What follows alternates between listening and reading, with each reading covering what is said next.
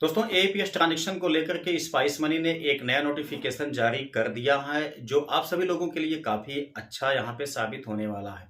ठीक है, देखिए मैं यहाँ पे बात कर रहा हूँ दोस्तों, आप लोग जानते हैं कि स्पाइस मनी में यहाँ पे आयरिस ट्रांजैक्शन सक्सेसफुल का यहाँ पे बिल्कुल नोटिफिकेशन दे दिया गया है कि आप लोग अब चाहें तो यहाँ पे आयरिस से भी अपना एईपीएस विड्रॉ कर सकते हैं। साथ ही साथ आप चाहें तो यहाँ पे L1 डिवाइस की मदद से भी आप थंब लगा के बैलेंस को विड्रॉ कर सकते हैं।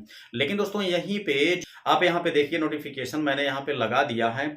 इसमें नीचे आप लोग देखेंगे साफ साफ कहा गया है कि 2FA की जरूरत अब यहाँ पे नहीं पड़ेगी आयरिस स्कैन कैश विड्रॉल के लिए। ठीक है, तो ऐसे देखिए यहाँ पे जैसा कहा गया है कि कैश विड्रॉल के लिए अब यहाँ पे 2FA की आवश्यकता नहीं पड़ेगी, मतलब 2 फैक्टर ऑथेंटिकेशन की आवश्यकता नहीं पड़ेगी। तो काफी ज्यादा लोगों ने यहाँ पे कमेंट में मुझे सलाह दिया हुआ था कि अगर हम चाहें तो अब यहाँ पे आयरिस स्कैनिंग डिवाइस ले लें, हम यहाँ पे L1 टाइप की डिवाइस क्यों बाय करें जब हमें यहाँ पे 2 फैक्टर ऑथेंटिकेशन करने की आवश्यकता नहीं पड़ेगी। तो हमें यहाँ पे L1 टाइप की डिवाइस को बाय करने की भी क्या आवश्यकता है। आपकी जो बात है दोस्तों वो तो बिल्कुल सही है, लेकिन आप सही तरीके से इस नोटिफिकेशन को फिर से देखिए। जैसा मैं आपको यहाँ पे समझाना चाहता हूँ उसके लिए आप लोग सही से इस नोटिफिकेशन को अच्छी तरह से समझिए। देखिए इसमें कहा क्या गया है, आप अच्छी तरह से देख लीजिए। कहा गया है अपने आयरिस या L1 डिवाइस द्वारा स्पाइस मनी पर एईपीएस द्वारा सुरक्षित, इजी और फास्ट ट्रांजैक्शन करें।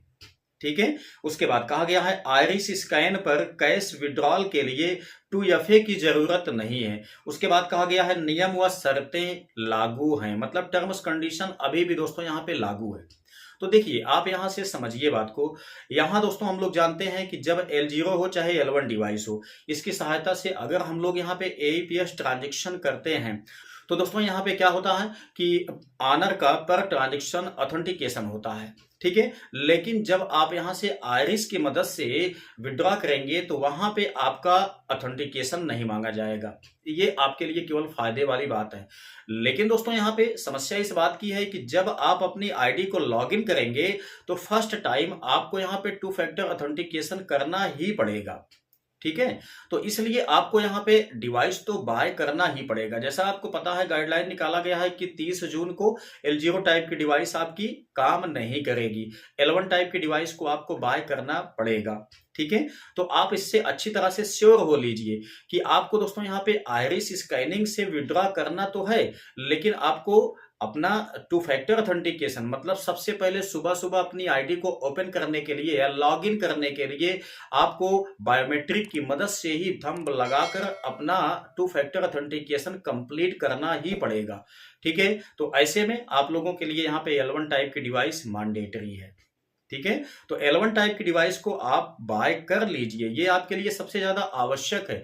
अगर दोस्तों यहाँ पे भविष्य में मान लेते हैं कि अभी आपके पास टाइम है 30 जून तक, अगर 30 जून के पहले यहाँ पे ये इंफॉर्मेशन दे दिया जाता है, गाइडलाइन आ जाती है कि आप लोग अपना 2 फैक्टर ऑथेंटिकेशन भी आयरिस की मदद से ही कंप्लीट कर सकते हैं, तब वहां पे आपके पास ऑप्शन बन जाएगा। आप चाहेंगे तो L1 डिवाइस को ना बाय करें, आप केवल यहाँ पे आयरिस स्कैनिंग डिवाइस को ही बाय कर लेंगे तो भी आपका काम यहाँ पे चलेगा। लेकिन अभी तक ऐसी गाइडलाइन यहाँ पे जारी नहीं की गई है, तो इसलिए आप लोगों को यहाँ पे L1 टाइप की डिवाइस लेना ही पड़ेगा। ठीक है, हालांकि अगर 30 जून तक आपके पास यहाँ पे L0 डिवाइस सही से काम कर रही है, ठीक है, बंद नहीं हुई है या उसका रिचार्ज समाप्त नहीं होता है, तो आप लोग अभी L1 डिवाइस को बाय मत कीजिएगा।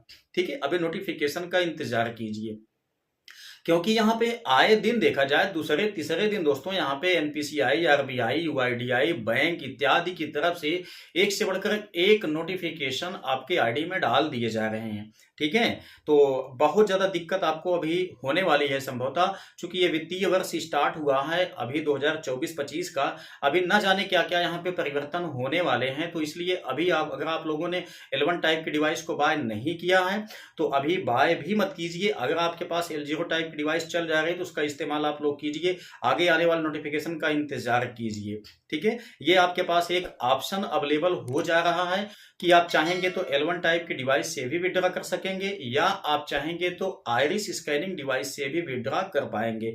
ठीक है, तो ऑप्शन आपके पास यहाँ पे दोनों अवेलेबल कर दिए जा रहे हैं। हालांकि अगर आप यहाँ पे दोनों टाइप की डिवाइस को बाय कर लेते हैं तो इससे भी फायदा आप ही का होगा। आपका फायदा ये होगा कि आपके यहाँ चाहे कोई मान लेते हैं 18 साल से कम वाला आ जाए कोई कैंडिडेट, या मतलब बैलेंस कस्टमर, या दोस्तों आपके पास कोई 75-80 साल से ज्यादा वाला आ जाए। ठीक है, दोनों ही केसेस में आपका यहाँ पे सक्सेसफुल ट्रांजैक्शन होने की पॉसिबिलिटी ज्यादा रहेगी। वजह यह है कि अगर उसका थंब इंप्रेशन काम नहीं करता है तो उसका आइरिस स्कैनिंग निश्चित ही काम करेगा। ठीक है, आइरिस स्कैनिंग काम नहीं करता है तो उसका थंब इंप्रेशन निश्चित ही काम करेगा। यदि आप लोग लंबे समय तक अपने एईपीएस शॉप को चलाना चाहते हैं, ठीक है, तब आप लोग दोनों डिवाइस को बाय कर सकते हैं। साथ साथ आपके लिए यहाँ पे माइक्रो एटीएम भी बाय करना आवश्यक है, क्योंकि इससे आपके यहाँ के आया हुआ कोई भी कस्टमर वापस नहीं जाएगा।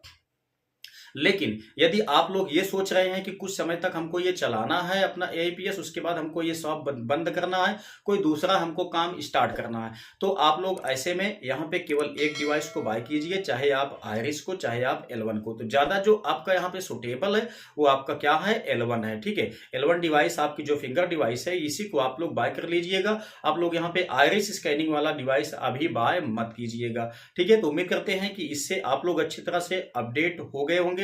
इसके बाद दोस्तों आप लोग किस टॉपिक पे वीडियो चाहते हैं, क्या इन्फॉर्मेशन अभी आप लोगों को समझ में नहीं आई हुई है, उसके लिए नीचे कमेंट बॉक्स में आप लोग टाइप अवश्य करें, ताकि मैं आपको उसका सही इन्फॉर्मेशन प्रोवाइड कर सकूं।